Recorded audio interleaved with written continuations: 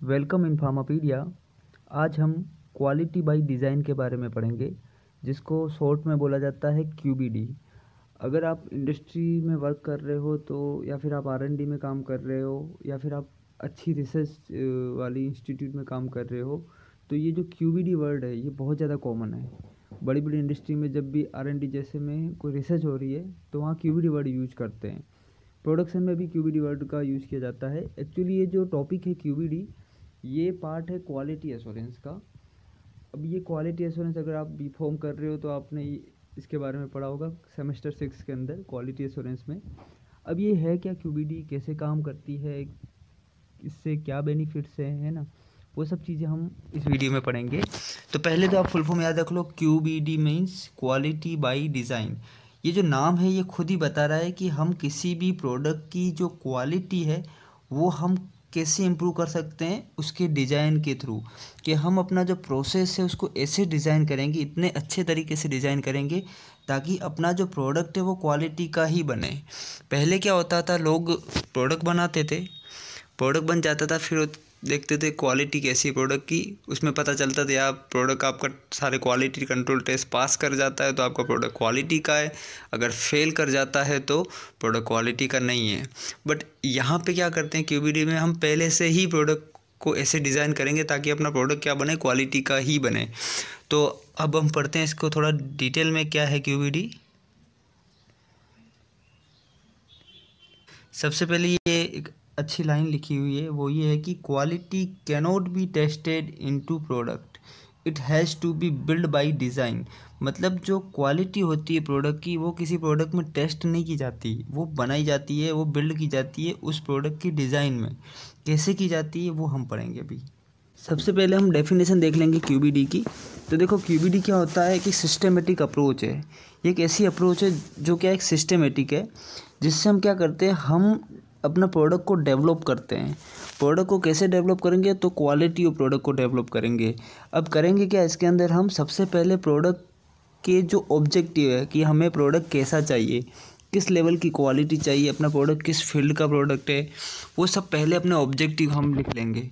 अपने ऑब्जेक्टिव हमको डिफाइन करेंगे कि हमें इस टाइप का प्रोडक्ट चाहिए, इस प्रोडक्ट में ये क्वालिटी होनी चाहिए, वो सारे पैरामीटर हम डिफ़ाइन कर लेंगे। तो ये सारी चीज़ें जो अपने प्रोडक्ट में जो चाहिए वो है ऑब्जेक्टिव। तो हमने क्या किया, ऑब्जेक्टिव को डिफ़ाइन किया, फिर हम अपने प्रोडक्ट को क्या, प्रोडक्ट के ऊपर एम्फेसाइज करेंगे। एम्फेसाइज मीन्स बल देना, अपने प्रोडक्ट पे ही काम करना अपने को। फिर इसके बाद हम क्या करेंगे, उस प्रोडक्ट को बनाने में जो प्रोसेस यूज होता है उसको समझेंगे कि ये किस तरह से प्रोसेस है पूरा। जो फ्लो चार्ट बनाते हैं आपने देखा होगा, तो पहले क्या मिक्स करेंगे, बाद में उसको कैसे ड्राइंग करेंगे, सारे जो प्रोसेस है, सारे प्रोसेस पैरामीटर्स वगैरह हैं, उन सबको आइडेंटिफाई करेंगे। देन उसके बाद वो प्रोसेस पैरामीटर कंट्रोल के अंदर रहे, उसके लिए क्या कंट्रोल प्रोसेस पैरामीटर को डिफाइन करेंगे। और इसी के बेसिस में हम पूरा एक प्रोडक्ट को बनाने का एक डिज़ाइन, जो प्रोडक्ट को क्या करेंगे, कैसे बनाते हैं, सारे पैरामीटर, उसके प्रोसेस को अंडरस्टैंडिंग करना, समझना, सब करके हम एक पूरे प्रोसेस को डिफाइन करेंगे, जिससे अपना जो प्रोडक्ट बनेगा वो क्वालिटी का बनेगा। हमने पहले प्रोडक्ट नहीं बनाया, हमने पहले प्रोडक्ट को डिफ़ाइन किया अच्छे से कि हमें किस लेवल का प्रोडक्ट चाहिए। उसके बाद उस प्रोडक्ट के अंदर क्या क्या प्रॉब्लम्स आ सकती है, कौन कौन से पैरामीटर है, कौन कौन से एट्रीब्यूट्स हैं प्रोडक्ट के, वो सब डिफ़ाइन किए। फिर उसके बाद हमने पूरा प्रोसेस को डिफ़ाइन करने के बाद हमने प्रोडक्ट को बनाया। तो ये क्या है, एक डेफिनेशन है क्यूबीडी की। आप चाहो तो ये लैंग्वेज रट सकते हो, बेटर रहेगा आप समझो इस चीज़ को। और थोड़ा एक इम्पोर्टेंट चीज़ है कि क्वालिटी बाय डिज़ाइन सबसे पहले किसने डिफ़ाइन किया था इस चीज़ को, ये वर्ड को सबसे पहले किसने बोला था, तो ये एम जूरान नाम के साइंटिस्ट थे। इन्होंने एक अपने पब्लिकेशन आर्टिकल में क्वालिटी बाय डिज़ाइन के बारे में बात की थी। हुआ क्या था, जो वर्ल्ड वॉर 2 चल रहा था उस टाइम, पता है आपको, गन्स की बहुत ज़्यादा रिक्वायरमेंट थी, बंदूकें वगैरह जो रहती गन्स की, क्योंकि सारी कंट्री आपस में लड़ रही थी, तो सिंपल सी बात है गन की ज़्यादा रिक्वायरमेंट रहेगी। तो प्रोडक्शन बहुत हाई लेवल का हो रहा था गन्स का। तो वहाँ जब प्रोडक्शन बहुत ज़्यादा हाई लेवल का हो रहा है तो उस टाइम क्वालिटी को ज़्यादा फोकस नहीं किया गया था। तो कई बार गन्स ऐसी बनने लगी जो हाथ में ही मतलब फट जाती थी, जिससे हाथ डैमेज हो जाते थे। जो गोली चलाने वाला बंदा है वो खुद ही गोली से मर जाता था या डैमेज हो जाता था। तो ये क्या है कि प्रोडक्ट में डिफेक्ट्स आने लग गए। तो ये सिर्फ बात मैं करूँ ये गन्स वगैरह इनकी नहीं, जितने भी प्रोडक्ट रहते हैं जहाँ पे सबसे ज़्यादा डिमांड आने लग जाती है मार्केट में, तो ओवर प्रोडक्शन जब हो जाता है तो डिफेक्ट्स आने लग जाते हैं, प्रोडक्ट की क्वालिटी गिर जाती है। तो वहाँ से ये कॉन्सेप्ट आया, क्यों ना हम प्रोडक्ट को ऐसा डिज़ाइन करें ताकि अपना प्रोडक्ट की क्वालिटी कभी कॉम्प्रोमाइज़ ना हो। तो वहीं से क्यूबीडी का कॉन्सेप्ट आया, और फिर इस क्यूबीडी में फार्मास्यूटिकल इंडस्ट्री में इसको एक्सेप्ट किया गया, और वहाँ फार्मास्यूटिकल इंडस्ट्री में आपने आईसीएस गाइडलाइंस पढ़ी होगी, क्वालिटी की गाइडलाइंस, तो आईसीएस गाइडलाइंस ने भी इस चीज़ को अडॉप्ट किया है। अभी हम आगे देखेंगे कौन सी आईसीएस गाइडलाइंस क्यूबीडी कॉन्सेप्ट को मानती है, किसके अंदर क्यूबीडी कॉन्सेप्ट आता है, वो सब हम चीज़ें अब देखेंगे। सबसे पहले हम देखेंगे कि ये जो एडवांटेज क्यूबीडी के क्या है, मतलब आप क्यूबीडी को जब आप एडॉप्ट कर रहे हो तो कुछ तो एडवांटेज बेनिफिट्स मिलेगा। तो सबसे पहले बेनिफिट्स क्या है, तो better understanding of the process. QbD के बेसिस पे हम क्या करते हैं, पूरे प्रोसेस को अच्छे से समझेंगे, पूरा प्रोसेस अच्छे से समझ लेंगे। उसके बाद क्या होगा, अगर आपको प्रोसेस अच्छे से समझ में है तो अगर आपके प्रोडक्ट के ड्यूरिंग मैन्युफैक्चरिंग कुछ प्रॉब्लम्स आ जाती है तो आप क्या कर लोगे, उस प्रॉब्लम को करेक्ट कर लोगे, क्योंकि आपको पूरा प्रोसेस अच्छे से पता है। तो आपका जो बैच फेलियर है वो क्या हो जाएंगे, कम होने लग जाएंगे। ठीक है, जब बैच फेलियर कम होने लग जाएंगे तो सिंपल सी बात है, आपका प्रोडक्ट क्या होगा, मार्केट में इसकी कॉस्ट हमेशा कम रहेगी और बहुत ज़्यादा इफ़िशियंट रहेगा और हाईली क्वालिटी का रहेगा। इसके बाद क्या है, आपका मेन इंपॉर्टेंट चीज़ है कि आपका जो क्वालिटी कंट्रोल, जो चेंज पैरामीटर है, वो आपके क्या रहेंगे, कंट्रोल में रहेंगे।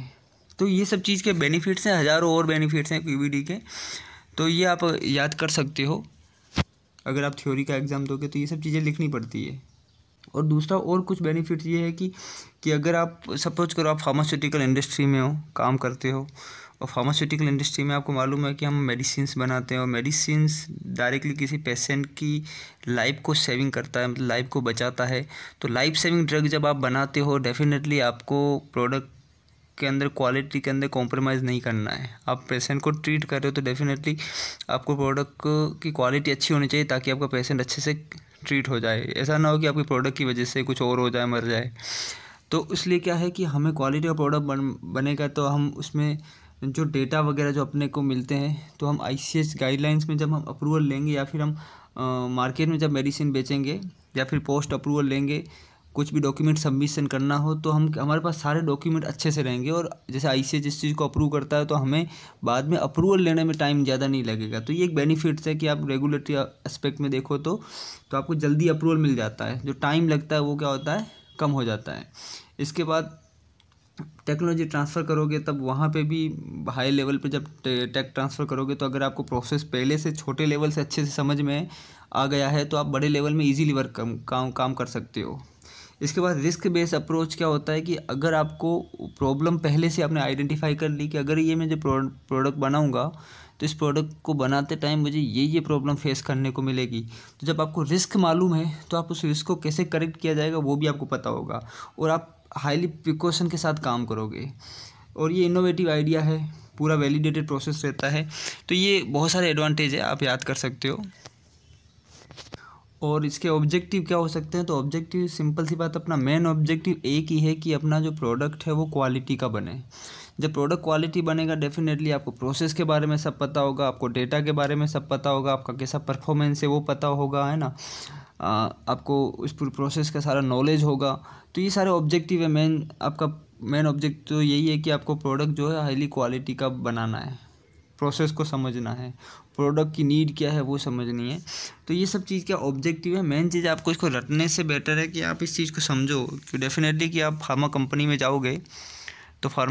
जाओगे तो आपको जब ये चीज़ें पहले से पता रहेगी तो यह चीज़ आपको इंटरव्यू में भी हेल्प करेगी। इसके बाद आपको इन फ्यूचर कभी प्रॉब्लम्स आ जाती है तो आप ये मेथड अप्लाई कर सकते हो क्यूबीडी का। अब देखेंगे कि आईसीएच के अंदर जो क्वालिटी की गाइडलाइंस है कितनी है, Q1 से Q14 तक रहती है। Q1 से Q14 तक क्वालिटी गाइडलाइंस है, हर किसी के अंदर अलग अलग चीज़ें वो लिखी हुई है। जैसे Q1 स्टेबिलिटी की है, इसी इम्प्योरिटीज़ की आती है, फार्माकोपिया की है, GMP की है। तो क्वेश्चन आता है कि भाई क्यूबीडी जो है आईसीएच में किस गाइडलाइंस के अंदर डिफाइन किया गया है क्यूबीडी को, तो Q8 से लेके Q11 तक जितनी भी गाइडलाइंस हैं इन सब के अंदर किसके बेसिस पे, ये क्यूबीडी के बेसिस पे है।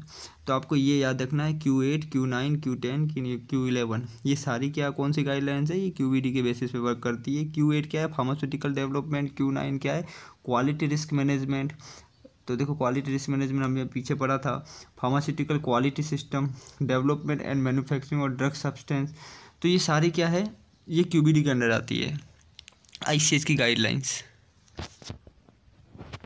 अब हम समझेंगे कि ये QBD वर्क कैसे करता है। अभी हमने समझा कि QBD है क्या, अभी तक यही पढ़ा। अब देखेंगे कि QBD कैसे वर्क करता है, किस तरह से QBD के अंडर आप काम कर सकते हो। तो सबसे पहले आप क्या करोगे, टारगेट करोगे प्रोफाइल को। किसकी प्रोफाइल को, आपके प्रोडक्ट की प्रोफाइल को, कि आपको किस लेवल का प्रोडक्ट चाहिए, आपके प्रोडक्ट में क्या क्या एडवांटेज होने चाहिए, क्या क्या प्रोडक्ट की क्वालिटी होनी चाहिए, क्या क्या प्रोडक्ट के अंदर खासियत होनी चाहिए, है ना, वो पता करोगे। अब आपको मालूम है मुझे इस क्वालिटी लेवल का प्रोडक्ट चाहिए, तो सपोज करो आप ये X प्रोडक्ट बनाना चाहते हो। अब इस X प्रोडक्ट बनाने के लिए क्या क्या चीज़ें चाहिए, तो एक इसका प्रोसेस रहेगा। प्रोसेस समझते हो, जिसको प्रोसेस मतलब आप इसको कैसे बनाओगे, टेम्परेचर क्या रखोगे, मिक्सिंग कैसे करोगे, हीटिंग कैसे करोगे, RH क्या रहेगा उस रूम का, है ना।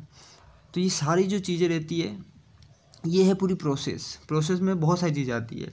तो पहले आप प्रोसेस डिफ़ाइन किया, अब आप ये X प्रोडक्ट बना रहे हो, डेफिनेटली कुछ मटेरियल यूज लोगे।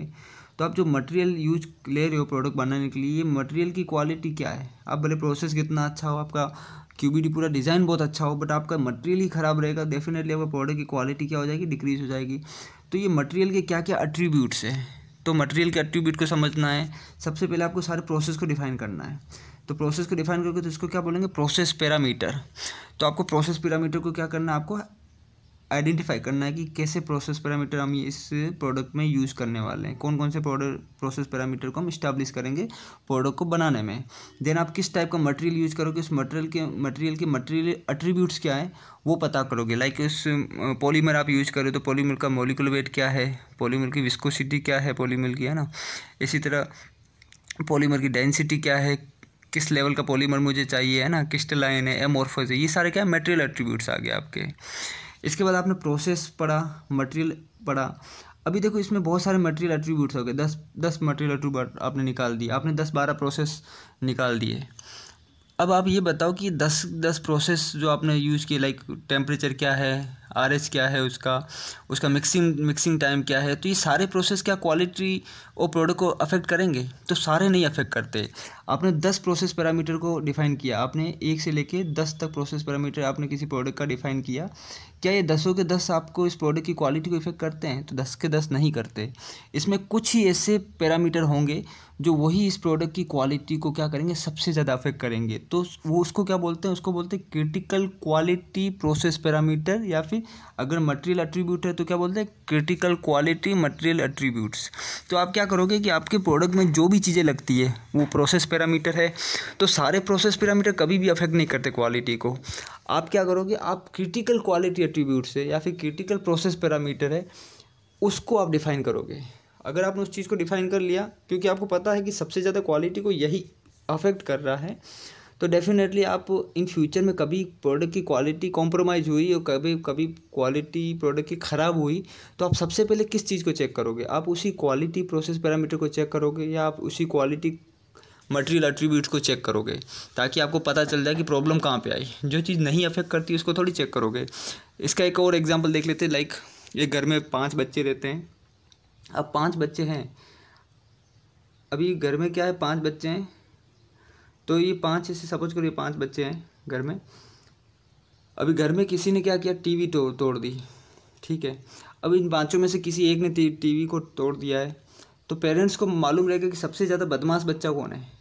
तो सबसे ज़्यादा बदमाश बच्चा, तो सबसे पहले पेरेंट्स क्या उसी को ही पूछेंगे कि तूने तोड़ी कि नहीं तोड़ी, क्योंकि उनको पता है चारों में से तोड़ने के चांसेस कम है, तो नुकसान तो इसी ने किया होगा सबसे ज़्यादा। तो ये क्या आपका क्रिटिकल क्वालिटी एट्रीब्यूट या क्रिटिकल प्रोसेस पैरामीटर, कि यही एक रिस्पॉन्सिबल हो सकता है इस चीज़ को अफेक्ट करने वाला।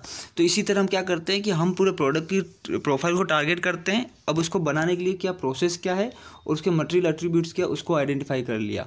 फिर उसके बाद हम आइडेंटिफाई करेंगे कि उसमें से क्रिटिकल कौन कौन से, उसको निकाल के रखेंगे। उसके बाद वो क्रिटिकल प्रोसेस पैरामीटर जो आपने डिफाइन किए 5, 6, 4 जो भी, अगर वो चेंज हो जाते हैं, उसमें कुछ प्रॉब्लम्स आ जाती है, तो उसको कैसे सही किया जाएगा, तो उसको क्या बोलते हैं, रिस्क असेसमेंट बोलते हैं। क्या बोलते हैं, रिस्क असेसमेंट, कि उस प्रोडक्ट में कुछ चेंज आ गया तो क्वालिटी किस लेवल तक गिर जाएगी। तो वो सब चीज़ आपने आइडेंटिफाई कर लिया। सब चीज़ें आपको मालूम पड़ गई। देन उसके बाद आपने रिलेशनशिप निकालते हैं एक दूसरे के अंदर, तो उसको क्या बोलते हैं, डिजाइन स्पेस। अभी कैसे होता है डिजाइन स्पेस, सपोज करो क्रिटिकल क्वालिटी एट्रीब्यूट QCQ है जिसको मैं बोलता हूँ शॉर्ट में। दूसरा है क्रिटिकल प्रोसेस पैरामीटर, इसी तरह एक और क्रिटिकल सिंथेटिक प्रोसेस पैरामीटर। ऐसा कुछ हमने 5-6 निकाल दिए। अब मैं पता करूँगा कि क्रिटिकल एट्रीब्यूट इस क्रिटिकल सिंथेटिक प्रोसेस पैरामीटर को कैसे अफेक्ट करता है, और ये इसको कैसे अफेक्ट करता है, और ये इसको कैसे अफेक्ट करता है। जैसे कि ट्रायंगल बनाते हैं कि एक चीज़ दूसरे को कैसे अफेक्ट करती है। सपोज करिए ए बी को कैसे अफेक्ट करेगा, बी सी को कैसे अफेक्ट करेगा। इन सब का आपने क्या एंगल बना के स्टडी की कि किस तरह से एक दूसरे से कनेक्टेड है। उसी को हम क्या बोलते हैं, डिजाइन स्पेस बोलते हैं, जिसमें हम सब कुछ आइडेंटिफाई कर लेते हैं कि एक दूसरे पे कैसे अफेक्ट होते हैं, तो उसको बोलते हैं डिजाइन स्पेस। फिर उसके बाद होता है कंट्रोल स्ट्रेटजी। अब इसमें क्या करोगे आप, सारे पैरामीटर को कैसे कंट्रोल किया जा सकता है, क्या क्या लिमिट्स रहेगी, क्या अपर लिमिट क्या लोअर लिमिट, वो सब आपने डिफाइन की। देन उसके बाद लाइफ साइकिल मैनेजमेंट, यही चीज़ को आपको बार बार रिपीट करनी है ताकि प्रोडक्ट की क्वालिटी बनी रहे। तो इसी तरह क्या QBD वर्क करता है। कौन वर्क करता है, QBD। आई होप कि आपको QBD कैसे काम करता है वो समझ में आ गया होगा, QBD है क्या वो पता चल गया होगा।